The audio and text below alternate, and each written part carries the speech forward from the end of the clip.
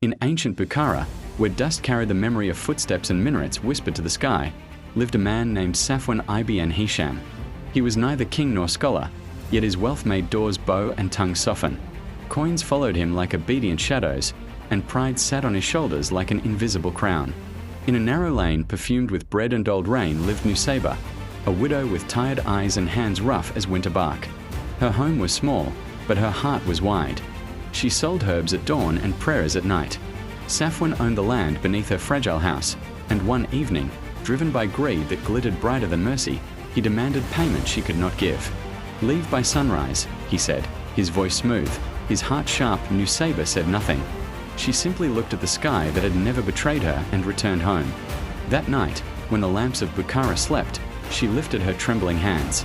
No curse rolled from her tongue like fire. Only a broken whisper rose, soaked in tears. And in that silence echoed the words she had once heard from a traveler of knowledge. "Be afraid, from the curse of the oppressed, as there is no screen between his invocation and Allah." Morning came, Safwan awoke uneasy, his chest tight as if a stone lay upon it. His ledgers blurred before his eyes. In the market, his finest goods rotted without reason. His loyal partners turned distant. One by one, doors once open closed without sound. Days passed. Nights grew heavier. Elsewhere in Bukhara lived Ihsan al-Bukhari, a gentle soul who measured wealth by conscience. He asked nothing, but his heart listened. When he learned of Safwan's cruelty, Ihsan felt a shiver, not of anger, but of warning. Safwan's fall was not loud.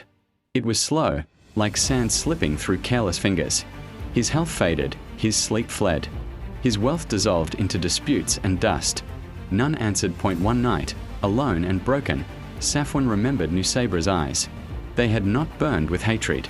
They had shone with surrender. At dawn, he went to her door, no longer tall, no longer proud. He found Mariah, Nusaybah's young neighbor, who told him the widow had moved, seeking shelter with distant kin. Safwan stood there long after the sun climbed, the truth heavier than loss. He understood then what books could not teach him, that injustice plants seeds watered by heaven.